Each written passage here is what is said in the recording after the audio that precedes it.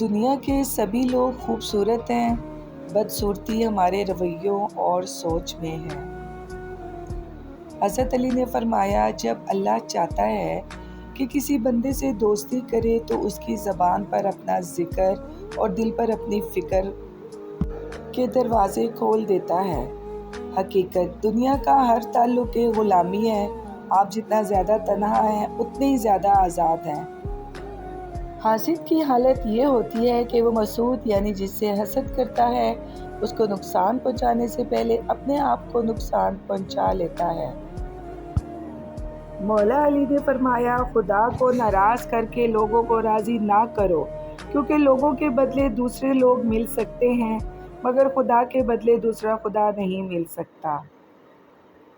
شیخ Saadi نے فرمایا، روئے زمین پر اکثریت میں ایسے لوگ ہیں جو دکھ، تکلیف، اذیت، فریب اور دھوکہ تو انسانوں کو دیتے ہیں اور معافی اللہ سے مانگتے ہیں۔ میری جنگ فقط یزید سے نہیں بلکہ ہر اس شخص سے ہے جو یزید جیسا کردار رکھتا ہے۔ امام حسین علیہ السلام۔ امام حسین نے فرمایا، ادب یہ ہے کہ جب تم اپنے گھر سے باہر نکلو تو جس سے بھی ملاقات کرو اس کو اپنے سے بہتر جانو۔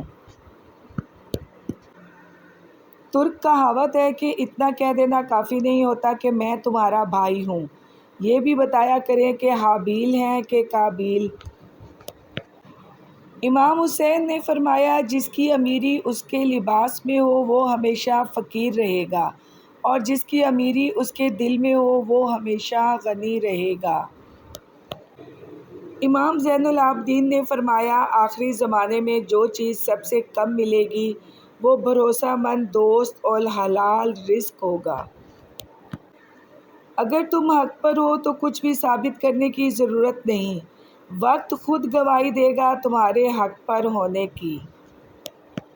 محبت کی پہلی شرط عزت ہے اور جو عزت نہیں دے سکتا اس کی محبت جھوٹی ہے۔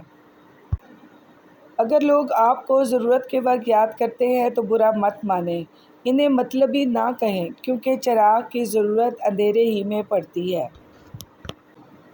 شام زندگی کی ہو یا دکھوں کی، آخر ڈھل ہی جاتی ہے۔ جب تم کسی انسان کی عزت اس کی دولت کی وجہ سے کرنے لگو تو جان لو کہ تم ایمان کو کھو بیٹھے ہو۔ امام حسین علیہ السلام۔ مولا علی نے فرمایا، لوگ دو طرح کے ہیں، ایک سخی لیکن ان کے پاس پیسہ نہیں ہوتا، دوسرے مالدار مگر وہ کسی کی حاجت روائی نہیں کرتے۔ امام حسین نے فرمایا، بہت سے مقامات پر خاموشی بہترین مددگار ہے، اگرچہ تم بہترین بولنے والے ہی کیوں نہ ہو۔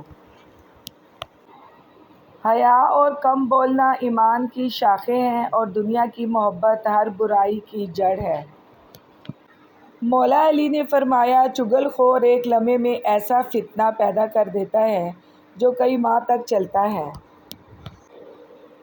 حضرت علی فرماتے ہیں، زندگی کی اصل خوبصورتی یہ نہیں کہ تم کتنے خوش ہو، بلکہ زندگی کی اصل خوبصورتی تو یہ ہے کہ دوسرے تم سے کتنا خوش ہیں۔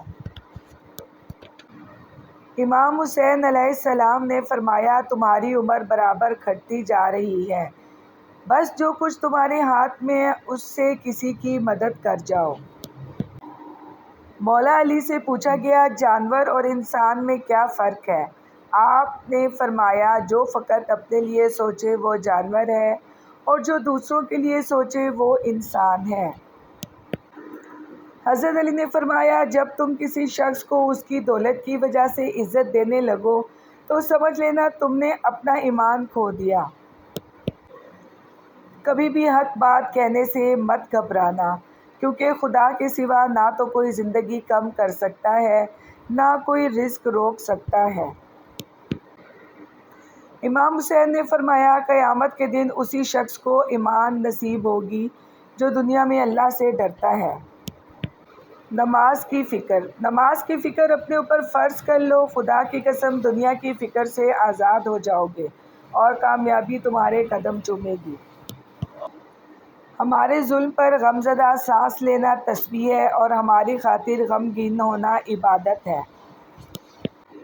حضرت علی فرماتے ہیں ہر اس چیز کو توڑ دو جس کو انسان نے بنایا ہے، لیکن انسان کا دل کبھی مت توڑنا جس کو اللہ نے بنایا ہے۔ خدا نے کتے کی طرح نجس کسی کو نہیں پیدا کیا، لیکن وہ شخص کتے سے زیادہ نجس ہے جس کے دل میں بغض آل محمد ہو۔ منافقت سے بہتر ہے کہ تم کافر مر جاؤ، کیونکہ جہنم میں کافر کا درجہ منافق سے بہتر ہے۔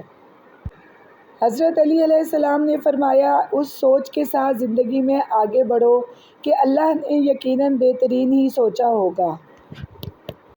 امام حسین نے فرمایا، بہت سے مقامات پر خاموشی بہترین مددگار ہے، اگرچہ تم بہترین بولنے والے ہی کیوں نہ ہو۔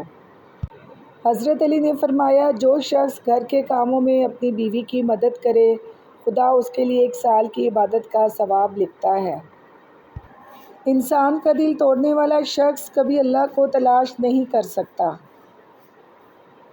جو دنیا سے محبت کرتا ہے اس کے دل میں آخرت کا خوف اٹھ جاتا ہے۔ امام حسین نے فرمایا، اگر دنیا میں تمہیں کبھی شدت سے غم ملے تو گھبرانا مت، میرے غموں کو یاد کر لینا، تمہارے غموں کا وزن ہلکا ہو جائے گا۔ موت مومن کے لیے ایک پل کی مانند ہے کہ جس کے گزرنے کے بعد مومن اس دنیا کے دکھوں مصیبتوں سے نجات پا کر ہمیشہ رہنے والی دنیا یعنی جنت میں داخل ہوتا ہے۔ امام حسین علیہ السلام۔ حضرت امام حسین نے فرمایا، جب تمہیں یقین ہے کہ خدا تمہارے ساتھ ہے تو پھر کوئی فرق نہیں پڑتا کہ کون کون تمہارے خلاف ہے۔